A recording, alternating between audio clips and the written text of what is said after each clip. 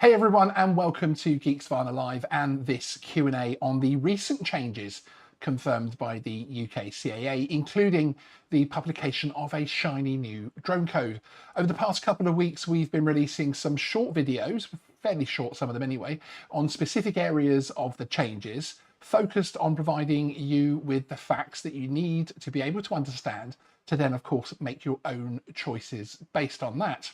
Today, we're going to be looking at some of the most popular questions that have been coming up. And these have been coming in either from your comments on videos, from emails directly to us, or DMs, and of course, questions that come up in the live chat from the live audience this evening. If you are watching live, please tag at Geeksvana, which makes it pop on my screen. I'm an old man with glasses, and it makes it come up in shiny yellow on my screen. It makes it a lot easier for me, basically. So first up, and we're going to bring in Graham, our amazing co-host, to give us his thoughts and views and bits and pieces. He was having a very minor tech problem just now, so we'll see if he's resolved that. Have you resolved your tech problem, sir?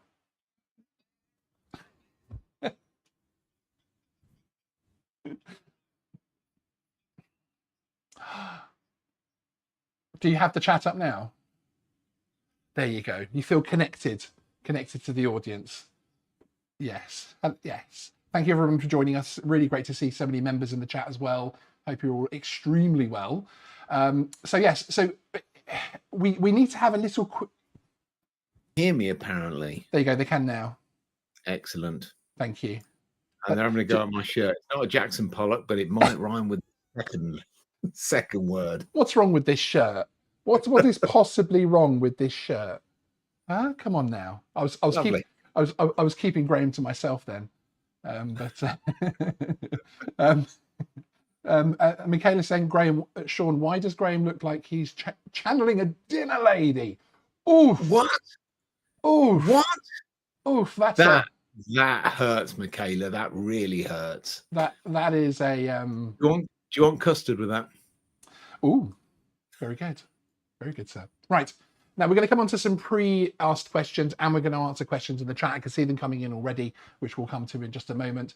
But we wanted to really have a little chat about one of the things I've noticed on social media recently, which is the fascination over very small technical items, issues and parts of regulation. We had it with the couple of grams of the sub 250. Now that one was more of an interesting one because we needed regulators to come out and talk about it. Here in the UK, the CAA ended up posting the new drone code showing they're going to be accepting Z0, so that kind of dealt with it here. EASA accepted it fully. I think Australia said no, and I think maybe Canada said no, and that type of thing. So it was at least a technicality that had some grounds to it. But we're not seeing lots of drone pilots being prosecuted for tiny offences, for, you know, even for the spotter rule alone or anything else like that, frankly.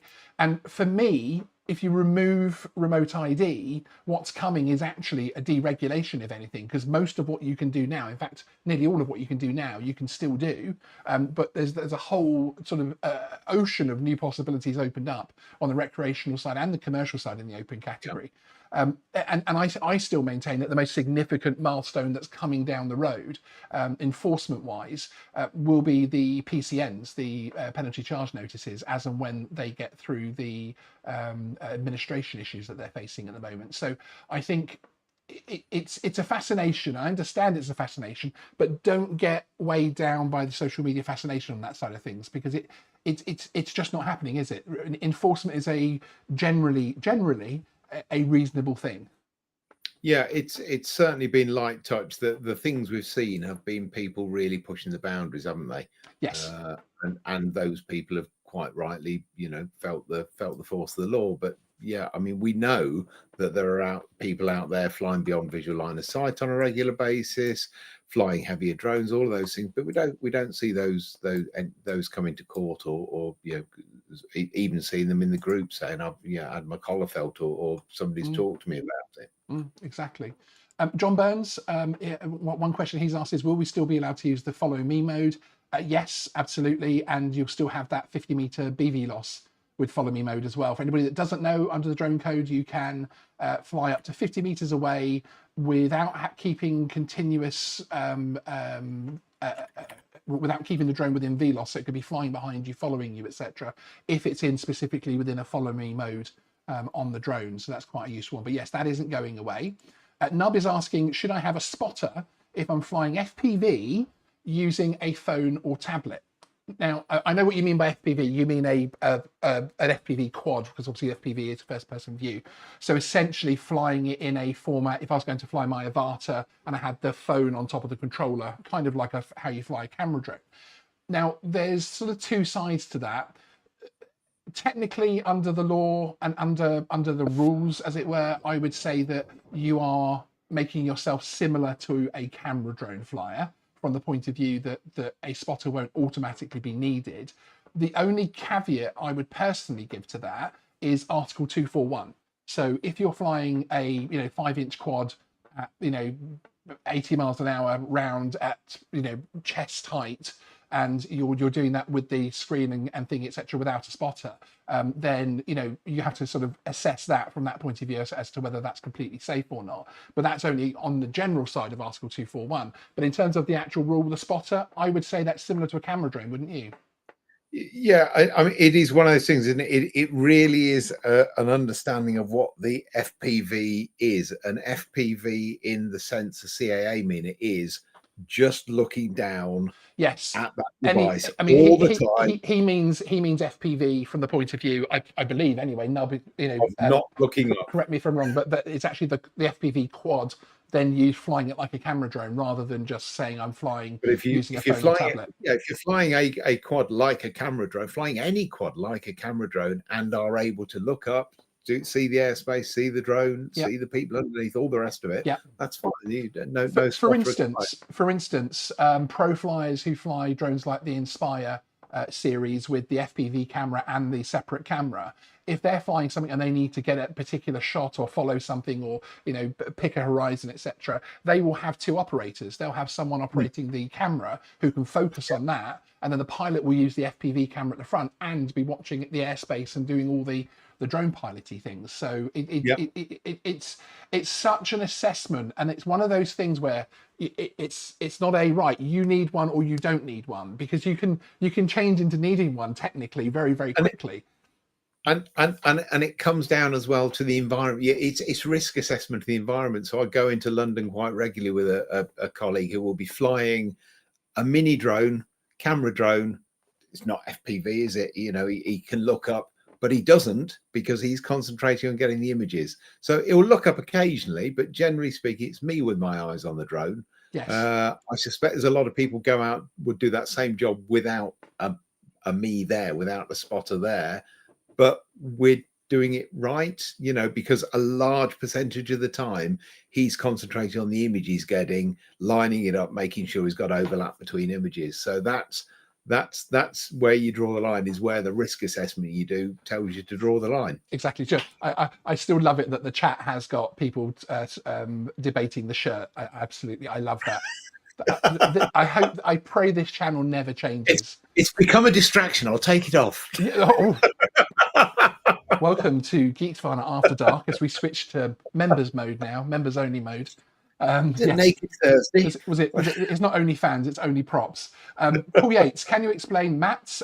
It was red around RAF Shrewsbury in Shropshire a few weeks back. Now it's yellow. Very sad to say that that's probably one of the last changes that Altitude Angel, before they went into administration, made. Two things. So there was a recommendation from AAIB, was this one, or was it Chirp? Was it AAIB, Chirp, and then Altitude Angel? Anyway, there was a recommendation made that there is essentially a CTR zone. They're similar to, there is around like Heathrow Airport and others, there's a control area that ATC looks after all of the manned aircraft.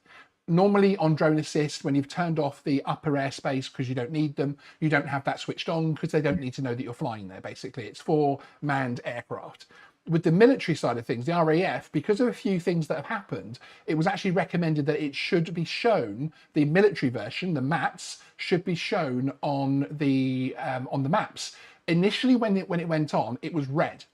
We gave some feedback to Altitude Angel regarding that, and they very kindly stepped in and turned that to yellow from the point of view that it's a navigation warning, not something that you have to get permission within, because some people were actually automatically applying for permission to fly within it, etc., and that type of thing, which was Then I got bombarded. yes, exactly, By Paul. which By was Paul. good. Which was good to hear. It was good to hear that people Yeah. were actually asking. You know, that was the decision on that. So I think that's good. Let's have a look here. Gerard, good to see you. Hope you're well, sir. There's another couple of questions before we go into some of the other ones, which were the pre-ones. Pete the Geek, love the name. Geeksvana, I had a question about why we should not rush to get a UK classification for our C classified drone. I have a Mavic 4 Pro, oh, sorry, that's a Mini 4 Pro C0 drone. What should stop me from getting it reclassified ASAP? You're kind of okay with that drone in particular. It's more the issue for the C1, C2, C3 side of things. So C1, C2 for the open category, essentially, where it's if you transfer over to UK 123 from 2026, you will have to start showing remote ID straight away. If you say as the EUC label, you don't have to do that until 2028. So you get another couple of years of not flying with remote ID if you are concerned about that. With the C0 drones, that doesn't happen until 2028 anyway. So you can, do as you wish, basically, with that size of drone. But there just isn't any benefit to switching as such. And the question is, will DJI do bother with a UK labelling scheme for drones that are already on the market? Yes, they will. They don't need to until 2028. No, but they are going to, and it will happen before that. It's actually one of the answers to the questions this evening, and which is very topical. So well done, sir. But yes, but again, it'll as Graham said.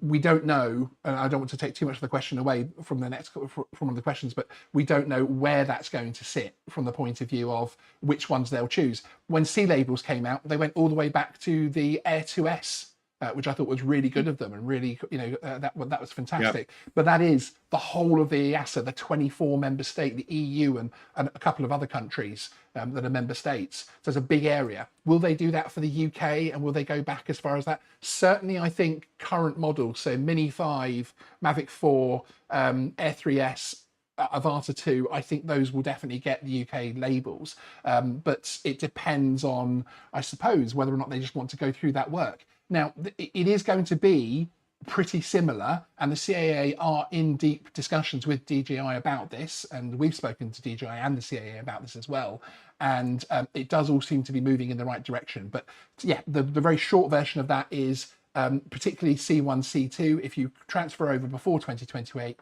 you have to start using remote ID, and I think most people wouldn't want that.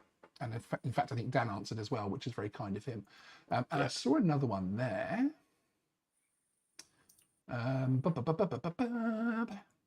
Yes, Jonathan, the heavy lift and the FPV side of things. In fact, legacy drones and self-build, nothing really changes on that until well, really nothing actually changes. You get remote ID come 2028, but actually a lot of the legacy stuff is actually staying in place, which again is actually the answer to the first question that comes up. So we'll head across to the pre-questions and have a look at some of these. We've got these. So the first one, with C2 drones operating within 5 meters in slow mode, how does the implementation of the 1-to-1 rule work? Although it isn't law, you are flying under a CAA certificate permission. So do you need to follow it? It's an interesting question, isn't it, Graham? It is. It doesn't trigger you at all, the 1-to-1 rule, does it? I'm fascinated to know how people are going to run around actually measuring their distance from people horizontally. Yeah, no, indeed. It's golden rule. Don't crash and injure somebody, then you won't have to answer for it, I think. And again, risk assess, look at the situation, look at the density of people you've got in an area, look at how aware they are of the drone, so that are they watching it, are they fascinated by it? If they are, then if something goes wrong, they're more likely to be able to move out of the way. If they're clueless, and there's quite a few of them, but not an assembly of people, then there's a greater risk should something go wrong. So you've got to risk assess it, because it was never going to be possible to measure horizontally in a congested area. I'm not sure if the people who wrote these rules know what a congested area is and looks like and feels like when you're flying there. In fact, no, I am sure they don't. No, they don't. They don't. Because they've also started saying, congested area can be one building in a field and that type of thing, haven't they? So and they don't understand that the central London can be dead in terms of people in the daytime when there's something going on. It's incredible. When you're often flying like early on a Sunday or something. So yeah. The law is, the law is, don't hit somebody, don't crash and hit somebody, really don't, and don't hit vehicles. Just fly carefully, fly safely. My battery's running low. I need to... Exactly. And the one-to-one rule, in terms of my sort of feedback on that as well, is that it's something that it's in the AMC GM, so it's under the AMC and the guidance with the CAA. It kind of has a bit of a weird checkered past. I brought Simon's comment up here to say one-to-one is a mess, in his opinion, which I do agree with. It kind of started as something that was going to be spec cat, then went to open cat, then it ended up all over the place, and it's a bit of a strange one. And obviously it's rearing its head again. But essentially, as a certificate user, so an A2 CofC user, you're using a CAA certificate permission. So I would say probably follow the one-to-one rule from the point of view of good airmanship and everything else like that, and keeping yourself, as safe as you possibly can. But no, it isn't legislation still. So you're not going to be, you will be in court for your drone striking someone and flying dangerously under Article 241 or something like that. You will not be in court for not following the one-to-one rule. Now, will they bring that up as evidence? They may, yeah. They may, but it's just, extra conversation, really. Here's the thing: you got it in sport mode. You're trying to, you do the one-to-one rule. You're doing the one-to-one rule. Somehow you're managing to keep that. I don't know. Let's go to the extreme and have the one-to-one rule where you keep 120 meters horizontally from people in the town centre, but you got it in full chat at sport mode. When the prop gives up or a pigeon hits it, it's going to go outside that 120 meters. It's probably going to travel further sideways than it is downwards before it hits the ground. Yeah, and it's kind of like we've always said on the A2 CofC with the 50-meter rule. We had interviews with the CAA on here a couple of Christmases ago talking about this as well, that so much of it is common sense. There isn't anybody out there measuring with a tape measure, and the reason they put 50 meters is because then if someone does go and hit someone with a drone, they can say, well, you were definitely within 50 meters, weren't you? So it gives an absolute, and it's only those absolutes that have to pass the two tests for prosecutions and that kind of thing that will ever end up as a charge or in court. Basically, you're not going to get, they flew 48 meters within 48 meters with a legacy drone and that kind of thing, essentially. So and there are requirements when you're flying under C1, C2 to actually go through and de-risk a flight. Yes, you don't get away with it just because you're allowed to fly it in town. Doesn't mean you're allowed to fly in town. That's it. Willy-nilly. Exactly. You could be flying every single rule, and things like Article 241 are still there. Exactly. So if you risk assess and risk mitigate, fly over buildings rather than over people, and all these other little tips and tricks, that will keep you safer. Exactly. And the safer you are, the more likely we are to have a really happy hobby. Exactly. Right.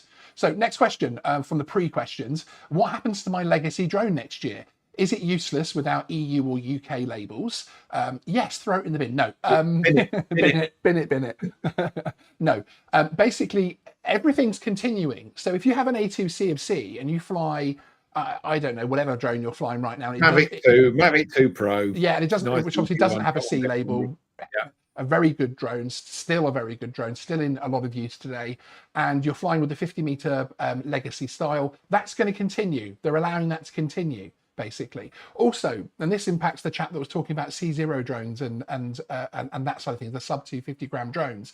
The sub 250-gram legacy is continuing in the A1 airspace indefinitely. So my Mini 1 drone in at the moment, as the rules stand at the moment, in 2029, I can still fly that in the A1 airspace completely legitimately over people. And I believe the same's true of my Mavic 2 with a 50-meter clearance with an A2 CFC. That's right. It's indefinite So at the moment, everything we've got right now with the A2 CFC and the A1 and that kind of thing, it's all staying, apart from the sub 500 gram bit where an A2 CFC holder can fly sub 500 grams in the A1. Sorry for all of the acronyms and technicalities there for that one, but it kind of needed for that explanation. So do keep that in mind. A lot of this is actually continuing on, basically. Just very quickly. Yeah, go on, please. sorry. And then over 100 people watching. Can you please hit the like button, because it will make me smile, and it means we can buy more shirts for Graham. Yes. Were you about to say something? Sorry. Yeah, just saying. We know there are very few people affected, or very few flights affected by that sub 500 gram thing. I think. Certainly in terms of camera drones, there was a Parrot and Naffy. It was very useful for FPV, FPV flies. It was really useful. Frankly, it was. It's a real shame, and I think it's. And in fact, because there's not many people using it, it's one that I think they could have left in. Really, they could have left in. Yeah, I know they're doing it because obviously C1 now gets the to fly over people, so they're thinking, hey, you can do it there, but they're not thinking about the people with either the self build in the meantime. That's right, and to help keep self build. Perhaps perhaps it's something that you can do. Richard Booth, hi Sean and Graham. If you buy a DJI in 2025, complete with DJI Care, and you have a crash in 2026 and need a replacement drone, will you then get a UK label drone sent to you? We don't know that, because it depends on, this is part of the problem, where a lot of people are asking DJI at the moment about this. We've gotten in, obviously, through our contacts that we're discussing at the level that's actually making these implementations. But the customer service chat, those kind of people that you're going through to, will basically, the only thing they can say is, we don't know, and nothing's happening at the moment, because of course, technically, until 2026, the UK labels don't exist, and they actually really don't exist yet. So it does depend on, I would have thought there's going to be a conversation, because the CAA will want them to have them on there, and the DJI will not want to annoy users and that type of thing. So I would expect them to probably start appearing maybe during 2026. I'm not sure. That's just literally me spitballing. But yes, so if they've come in, then yes, the new one will have a UK label on it. It'll be interesting to see whether or not you can ask them not to, or some weirdness like that. But yes, that's one that we'll have to wait and see what happens. But I think it will be an interesting one. I suspect there's going to be some interesting meetings involving DJI marketing and operations and all the rest of the people who've got to get the logistics sorted out, and looking at the numbers of drones out there and types. And the whole reason that we don't have lots of other manufacturers like Microsoft and Apple and other people making consumer drones, the regulators and the government change their mind every 5 minutes. They've also got to make absolutely sure. I can almost see the Zoom call now between DJI and the CAA. DJI here with their, look at our nice new UK labelled UK1 Air 3S. Isn't she pretty? Little UK label on there. Wow, we're going to send this out to people now. Before we do it, are you sure? Are you absolutely sure that we're going to do UK labels? Are you sure? Do this. Yeah. No, we're not. We're not going to call them e-labels, or just forget about it for another 2 years. So yes. English, Scottish, and Welsh versions. Yes, that's right. And Northern Ireland. Yes, exactly. Simon, I don't understand that question. Until the public are fitted with RID, how is it proven, Geeksvana? I don't understand that question. Can you ask that question in a fuller way, please? Because I'm not sure I understand it. So apologies there. Any other questions in the chat before we pop back on with the next one? I don't think so. Yes, there we go. If I fly an Air 3S, oh, it jumped up then. Sorry, bear with me. Stay there. The Air 3S question. Don't go anywhere. Lee Sainsbury, am I right in thinking I could fly a DJI Air 3S with no restrictions, i.e. over uninvolved people, from the 1st of January 2026? Well, you have the restrictions of the legislation and the drone code, but yes, you can fly an Air 3S in 2026 the way you can currently fly a sub 250 gram drone. So 0 separation from uninvolved people and flying over people. You will need an operator and a flyer ID, and you will obviously need to have read the manual, basically, is the legal requirements at that level. But that's it, which is absolutely marvelous because it's an awesome drone. Can I do my one, the one I know? Go for it. You will have to look around and check for uninvolved people before you take off, which you don't currently have to do with a sub 250 gram drone. That's Yes. my pet law. That is. I haven't seen that they're changing that. Although that's at all code, though, in isn't it? That's in the code rather than. No, it's in the law. Is it? That's in the law. Oh, is it in the original C label legislation? It's in 945 94. Oh God, which is which 947? Yeah. It's in the regulations. Okay, cool. Yeah. For C1 specifically, is it? For C0 sub 250, you don't have to look around. Yes, but C1 you do. Yeah, that's what I just said. So C1 specifically. But C1 and above, C2, everything else. Yeah, exactly. Yeah, which again kind of makes sense, doesn't it? Really, in terms of carrying out a risk assessment. But it's interesting because it's one of those ones that I think again is kind of covered by 241, isn't it? Because it's if you're taking off and not checking around you, then you're not flying safely. Basically, I think anyway. Or we could do angels on pinheads with this one. Indeed, exactly. People want to get to bed. Simon Stickland, thank you very much for sending the gifted membership, and it was Challenger who received that gifted membership. So thank you, Simon. That's very generous of you. I really do appreciate it. Did he give the longer answer to the question? No, I don't think so. Okay, fine, excellent. So next up, and somebody's asked, will we? Oh yeah, no, I get it. I get it. One-to-one rule. So does a member of the public have the RID on them so we can tell the distance from between them and the drone? Yes. When they're flying? But then of course they'd have to know what type of drone's being flown and what certificate the person holds, and whether or not they're in a congested area as classed legally or classed under the drone code. And which one they want to. So no, I don't think. I'm glad they've simplified this. I'm so glad. Yeah, no, isn't it fantastic? Oh, thank you, Rich Creed. It's very generous of you. 5 gifted memberships. Thank you. I really do appreciate it. And actually, while I'm thanking audience members, always thank you to my amazing channel members, particularly when I've missed a couple of things recently from being off ill with the flu. As you can see, I feel 110% now, if that's even possible, which of course it's not, but I feel much better. So thank you for your patience, everyone. I really appreciate it with our regular news show being delayed, but also I want to thank everybody for the amazing comments and the amazing feedback on the recent videos. We did put a lot of time and effort into those, and it's fantastic. It makes it all worthwhile when we get those nice comments and nice messages back, so I really do appreciate it. But thank you, Rich, extremely generous of you. And there's the names: David Moore, Airline Photo, Teshik, Alpha Works, and Kernow EXP, who actually gets it. So yeah, awesome. It's interesting though as well, because when you bring two stories together, so this sort of discussion over distances, which has never been an issue with anyone that's ever been prosecuted with a drone, so it is a non-issue, but also then when you look at the drones above airports and people mistaking ships and cranes and helicopters for it, and planes that are at 20,000 feet, thinking that's a drone flying over at a couple of 100 feet.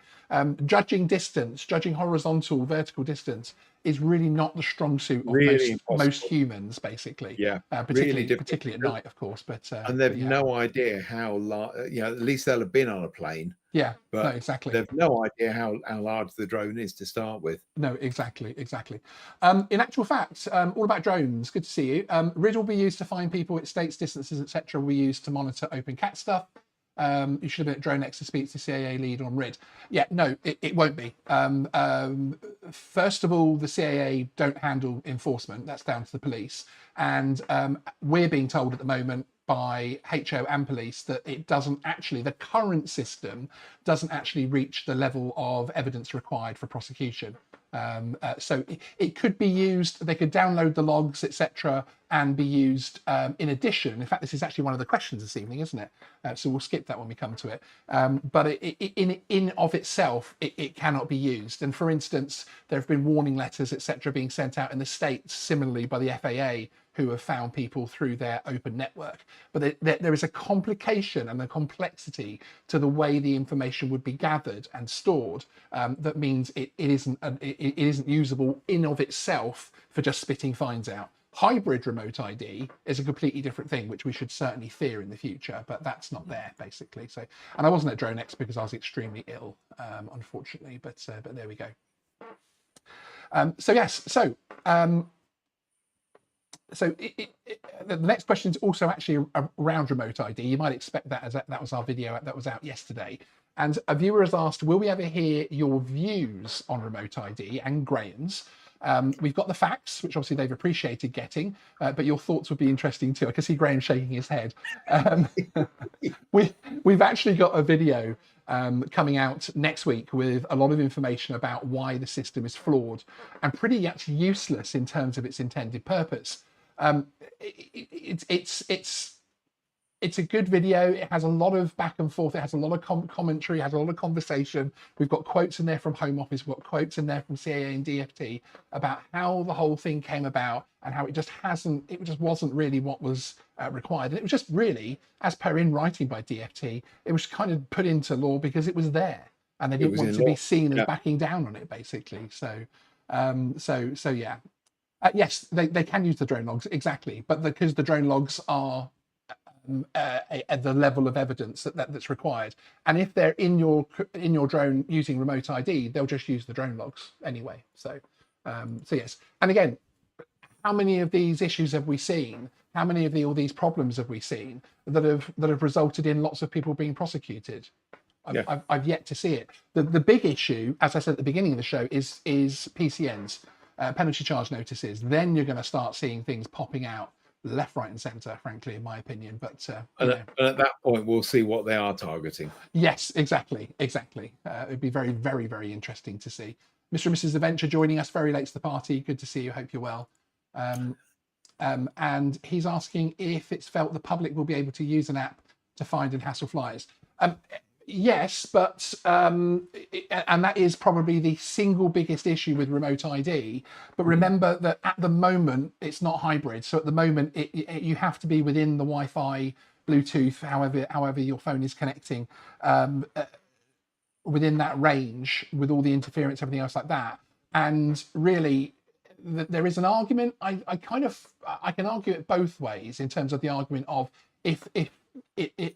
if they're close enough to get remote ID signal on the app, then they should be able to see you because you should be flying VLOS. But that doesn't really work as well as in towns, because obviously somebody could be a street over and you could be over here and you'll never find them. But suddenly when you see them on an app, you know exactly where they are. So it falls down and it works and doesn't work, if that makes sense. It's an interesting one, isn't it? Because I've never seen anybody, well, I don't think I've seen anybody argue that they've never put a flight on drone assist on the basis that somebody else might download the app so they can see where people are flying with drone assist. Yes. And then go to that center point and go and club them and pinch their mini drone. Exactly. They can do this today if they wanted to. Yes. They generally don't. Just one very quick thing. I don't want to keep going back on the same topics, but all about drones. You can delete logs. You can delete your flight logs. It does not delete what's actually the flights you have taken. There is a forensic way that your drone can still be analysed to check the flights that you, as the user, cannot delete. So yes, certainly on DJI drones and hotels. So yeah, so landing and deleting, it will help from the point of view of, I suppose, an officer just having a look. But if they're at the point of checking your logs, you're already in trouble. Basically, they're not. Yeah. No police officer's going to open up your logs to view them alone. Basically, just double check if I'm seeing anything else here. Yeah, Dan the Drone Man, I like that. Why are so many people kicking up a fuss about deleting logs, keeping legal and safe distances, rid, etc.? Fly safe. Police will literally never come and speak to you. And, you know, I really do, 100% agree with that. I think it's something that's not really an issue at the moment. We need to, the issue surrounding, and in fact, we're doing some work with the CAA in terms of the pilot location for certain sectors of the market, and we'll have more on that very, very soon on the channel. But we need to see more data in terms of where this is becoming a problem, because again, in the US, it so far hasn't become a problem, only because the FAA are almost not enforcing it. I mean, obviously they're on a shutdown. Are they still on shutdown over there at the moment? So the FAA are all furloughed at the moment. So they're certainly not going to be enforcing it. But it's such a lackluster enforcement. And I can see that happening here as well, because this isn't the droid you were looking for. This isn't the remote ID that the people that wanted remote ID were looking for, basically. So it doesn't actually, but that's coming up in our video. There's a whole lot of evidence, etc., on the back of that. And the FAA, to be clear, are generally pretty active in the States. If you're doing stuff wrong that they consider to be a risk, they will be after. And it's education. And of course, they don't have a campaign, although they had those couple of videos which were sort of the future flight. And in there, they were saying, you can open up an app and see where a drone is. And that's the only time that's been used. And that's in like a 20-minute video from the FAA. They don't sort of sit and do a lot of PR out there to tell people that it's there. And again, ask amongst your friends. Go down the pub or wherever it is you go. I don't know, perhaps a Pilates class. Go to your Pilates class and ask everybody there, have you got drone assist on your phone? And if they're not into drones, they won't have. So I don't know why they'd have these. We won't have soon either, unfortunately. No, we won't either, but but they won't know where the NAT site is. No, exactly. Thank you very much, Mr. and Mrs. Adventure, for sending Geeksvana membership, which went to Grumpy Old Goat. So isn't that wonderful? Yes, exactly. So it's a flawed system, and I have a feeling it will not be a storm in a teacup, particularly if a couple of things happen to assist certain areas of the drone industry, which will hopefully be happening in the next few days. But yes, it is something that I hope can be minimised in the future. So next question. And this was a pre-question from a viewer. Will I lose the use of my EUC label when changing my drone to UK labels? Well, the quick answer to that is no. It'll actually update on the region that you're in. So when you're in the EU at the moment and you take your drone over there and it touches the internet and basically therefore knows where it is, etc., it will ask you to region set the same as it does. Because it used to be that you would buy drones that were regional set for a region, so Europe and UK and US, and if you bought one when you're on a holiday in the US and came over here, it would be a problem and that type of thing, which was the very early days. These days they're all the same drone and they recognize the region they're in, basically, because it's the same as when we had this thing of the C1 thing restricting to 120 meters from takeoff points. There's a problem if you're walking up or down hills, that would happen when you're in the EU, but when you come back, you can basically change it back to the UK version, essentially. So that shouldn't be an issue there, basically. Here's the thing though, if we get when we are fully into the UK labeling marking, and we buy a drone in the UK and we get it, and it turns up and it's got its UK label on, it won't have a C1 or a C2 mark on necessarily. So when you go abroad, you've got the issue of not having a marked drone. Yeah, I think that's going to be an interesting one, because I think that it will have because obviously at the moment we have C1 on there, but it isn't relevant and it doesn't ask us for remote ID or anything. Will they dual mark? I think they'll all be dual marked, and on the region that you're in is what it will trigger. Basically, the same as that it says FCC on them as well, and obviously we don't use FCC mode, we use CE mode and CE marking, and so UK it's all regional. It's all region. Yeah, no, exactly. Okay, next up. Soon we won't be able to see the drone for the markings. That's it, exactly. Yeah, it will be this like little thing, like the M400 that we had for the launch video. That was actually one of the Chinese prototypes, and it was covered in Chinese text for all the different things that have been changed and what versions they were and all that kind of thing. It'll be like that, won't it? It'll just be completely, the little Mini 5 completely covered like a tattooed gangster or something. But yes. Did you ever think I would say tattooed gangster? Tattooed gangster, on the channel. I actually didn't grab my little whoop. It's over there, but We all know what I'm a not whoop going to looks drop like for my this little one. whoop. You can calm down. Indeed. So the next question is actually on, again, on remote ID. And do we seriously expect there to be an enforcement of remote ID on drones over 100 grams? This is obviously one for our thoughts rather than anything, because obviously we don't know as such. And I was going to show my a whoop, which was just over 100 grams, but it's not actually in this room. I've got two up there, but they're actually even lighter than that, so they actually wouldn't need remote ID.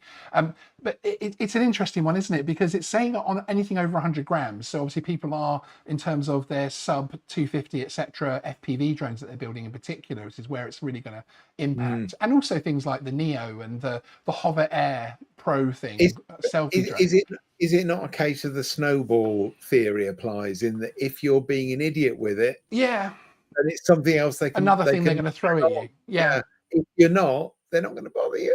I don't know. I hate to say it, but they're probably not going to bother you, because why would they? No. If you're Yeah. flying legally I and suppose safely. I would look at it from the point of view that if I was driving along the road and I was going a little bit faster than the speed limit, not like saying I do or have or anything else like that, and I wouldn't necessarily expect them to have a problem with that speed, or I'd be very surprised if I got pulled over for that specifically.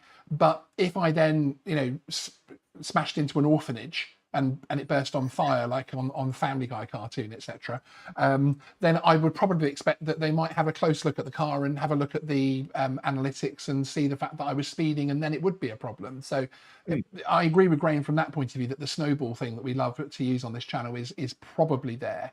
But it'll be really interesting to see, because it's really disheartening from that point of view. And I do think we need to wait for all of the announcements before we jump on that too much, because I have a feeling we've also got announcements around RC model aircraft, and that should encompass quite a bit of FPV and the sort of tiny whoop side of things, etc. But we'll see, because again, it is all about what they're trying to capture and what they're actually capturing. And a bit like Graham was saying earlier about people making these rules don't know what they don't know. I don't think that if you showed them a whoop, and we've done that, haven't we? We've shown people at CAA a tiny whoop and said, you're going to be regulating this, and they have said, wow, they've been shocked themselves.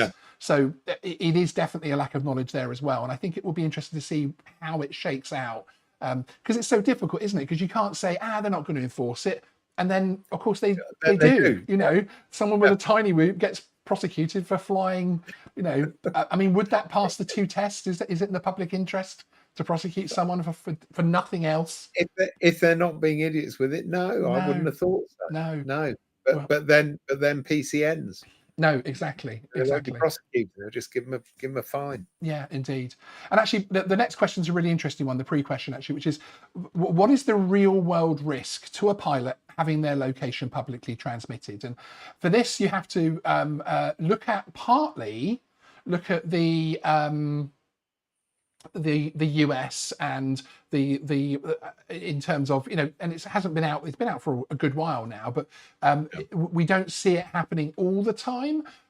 But you have to factor in a few different things there from the point of view of, obviously we're a highly populated small country in terms of geography, and we're all sort of pocketed in the cities, etc. So even that kind of thing is very, very different here. But also English culture is quite different. The whole mobile phone snatching and e-bike crime and all that kind of thing. I do wonder, I do worry if some might cotton on, but again, they're going to have to be wandering the streets to find people. Sounds like hard work, doesn't it? It does. I'm not fans of hard work, some of these people. Yeah, I think it's going to be something that happens, but I don't know whether or not it's going to be happening enough for it to even really hit the headlines, etc., and that type of thing.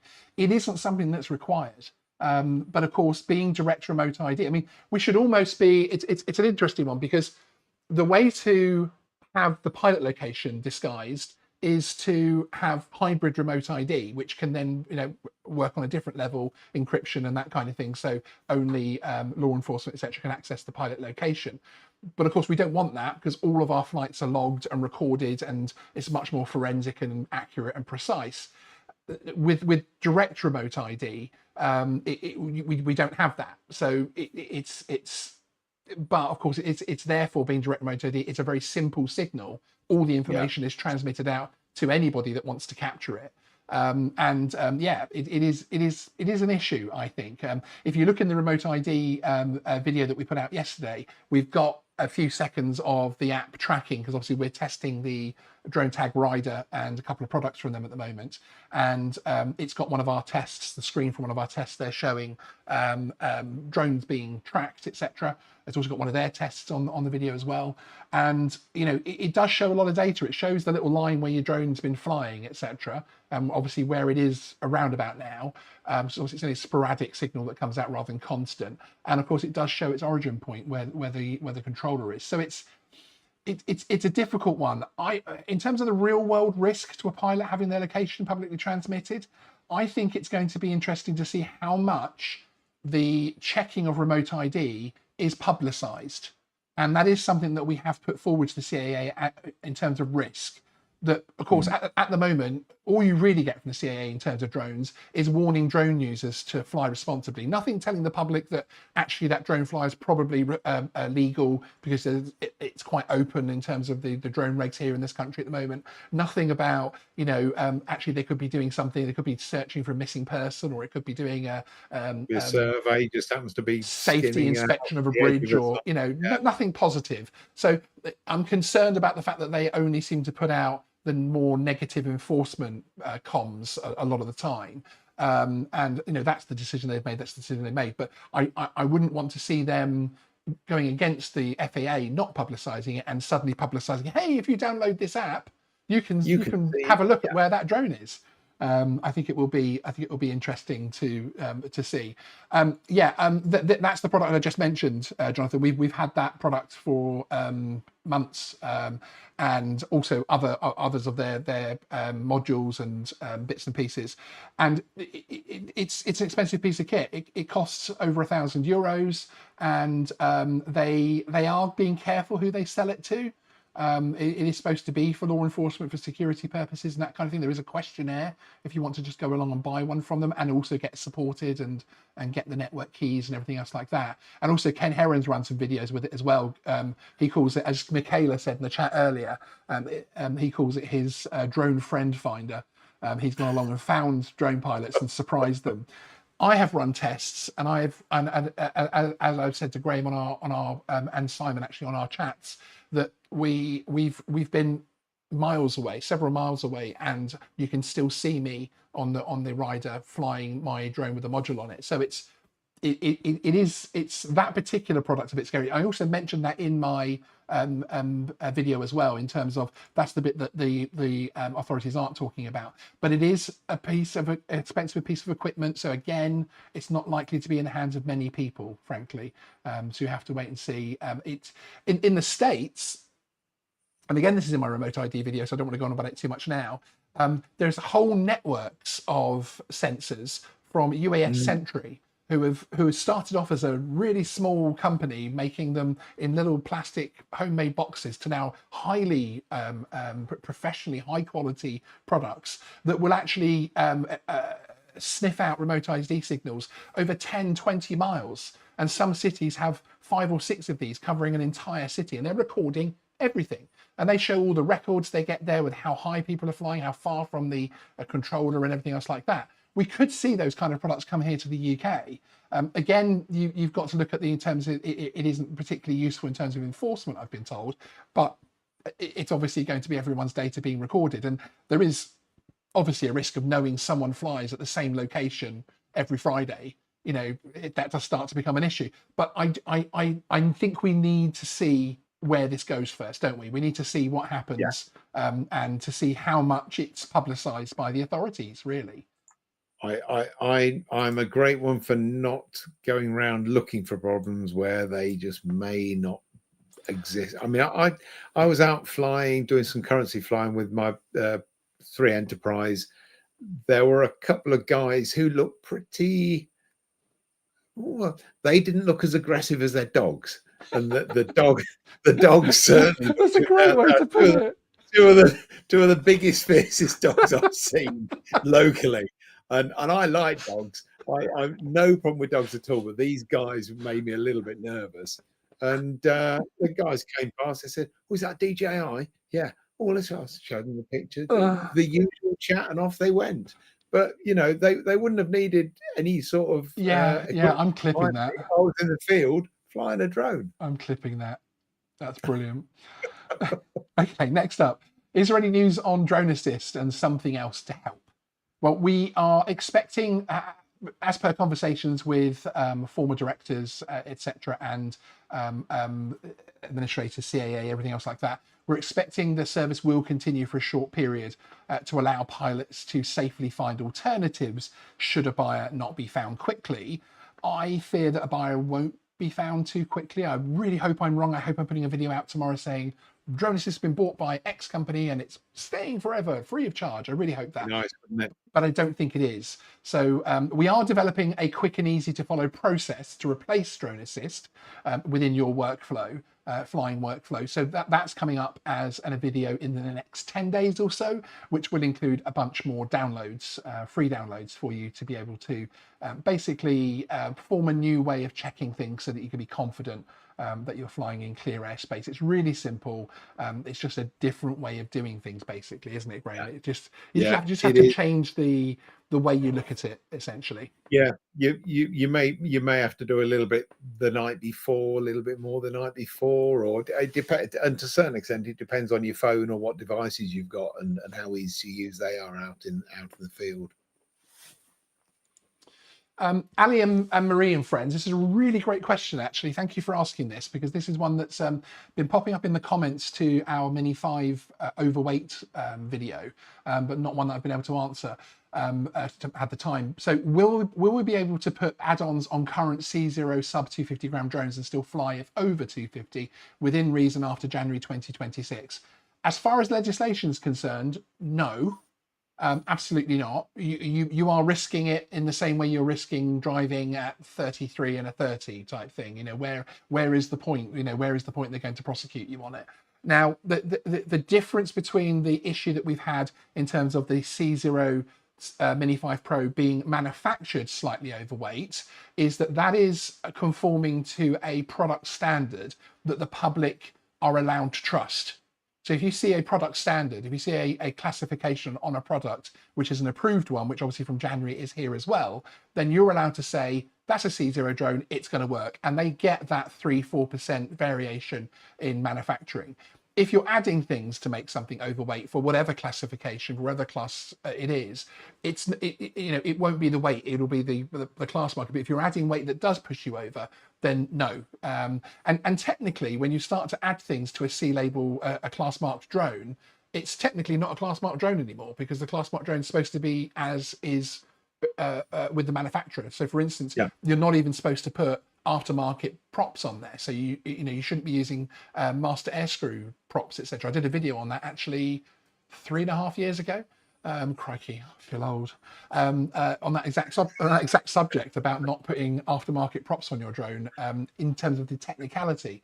Again, these are technicalities. They're probably more, as we've described earlier in this show, snowball effect things, but hopefully that answers your question. So there's a difference between you adding random weight to something and it being overweight in terms of the manufacturer of that product, and it's still being declared as compliant to a standard. Hope that helps. And you've got to remember, we're a regulations channel. We are telling you the regulations. So what you do with that is down to you. How people want to follow or not follow is down to you, and if it helps you fly more safely, and it does help you fly more safely, there probably won't be a problem. The problem will be if there is a problem, there will be a bigger problem. Yes, exactly. You're adding things. You're adding things to your shopping cart of at the CPS essentially. Fun thing to do with the text mark is it's just because it's a fun message. I cannot wait for my DJI Air 3S. It's going to be a very different from the Mini 4 Pro, but I have both for my photography starts up again end of January. Good luck with that, sir. Absolutely awesome. 2 wonderful drones. The Air 3S is superb. I absolutely love that drone with its downward light and everything else like that. It's got so much more VLOS than the Minis. And I absolutely, I think it's such a great drone. It really is. I mean, so the Mavic 4 Pro is pretty awesome too, but obviously being C2, but as a C1 drone for the 2026, I'm so excited about it, I have to say. It is absolutely superb. Excellent. Okay, well, I think we're coming up to the end of, and thank you, Pete the Geek, for answering that question on the Caesar as well. That's what I love about our chat.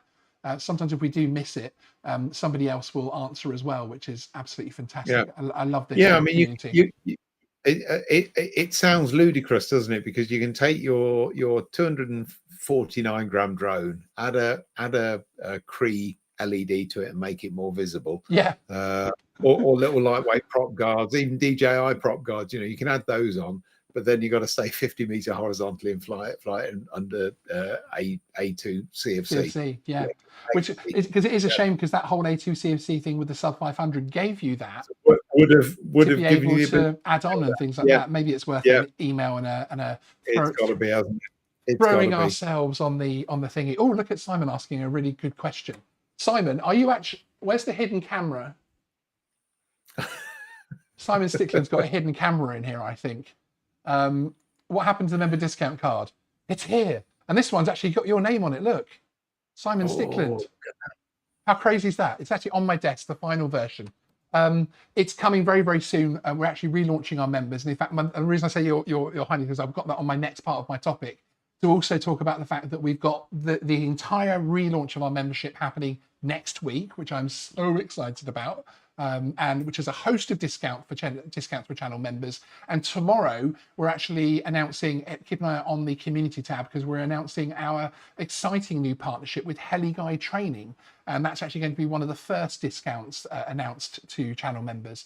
Yeah, really, really excited about that, frankly, because it's such a great company. And I'm going to be going along and getting all sorts of training, Graham, and becoming all proficient, apparently. And, you know, some would say you need it, but not me. I wouldn't call myself professional, but I think I might be more proficient. Is that the way of saying it? Yeah. Perhaps, I think, yeah. It's a competence thing, isn't it? It's increasing competence, technically. No, exactly. Now, someone's asking about shirts. I wear the black t-shirts to try to minimize the impact that I have on the cameras. I think if I started wearing Graham style shirts, we really would be in trouble, wouldn't we? Could you imagine that? Imagine going for a drink on a Friday night and coming home and say, I'll stick Geeksvana on because that will help me sleep. I'll stick it on, and you know that will help me nod off. I've had a few pints, and then two of us with the shirts come on screen. You start getting the word. I was there both days for DroneX, and on day one I was just wearing a black IAP Aerial Solutions t-shirt and hoodie, and people kept coming up to me, tapping me and accusing me of being in disguise. How dare I advertise my own company? That's brilliant. Second day, I relented and put a loud shirt on, and then people knew who I was. But yeah, there's quite a few people came up to me and tapped me on the shoulder and said, "Is it you? Is it you? Where's your shirt? Where's?" Brilliant. I am more than shirts. Mike J, does that mean the Geeksvana mobile will be coming through the Tyne Tunnel? Yes, it does. Exactly. Yes, because I'll be going properly up to north. And in fact, do you know, I've never been to Newcastle. That's shocking, isn't it? I think for a man of my mature age to have not been to one of the UK's major cities. Yeah. Particularly as a football fan as well. I've never been to Newcastle. How strange. But yes, I will certainly be there, which is going to be very, very exciting. And in fact, Simon here says that Heli training is excellent. He did the level 5 course last year. It's one of the courses I'm doing, actually. I'm doing the level 5 course myself. So I'm really looking forward to that. Stretching the old brain matter again for a little while. Yeah, it's nice, really, isn't it? Every now and then. No, exactly. Excellent. Okay, well, thank you very much, everybody. I really appreciate you being here. I want to give Graham a last word. I did put it in the notes. Has he prepped a last word? Yeah, you did. It's one word. Watch this space. Support. One word, support. Yes, watch this space. That's a cryptic one, but you'll find out about that very, very soon. Awesome. Okay, thanks everybody. Thank you for being an awesome community. Please hit the like button on your way out if you haven't done it yet. And nothing else to say but Sean out. Cheers, everyone.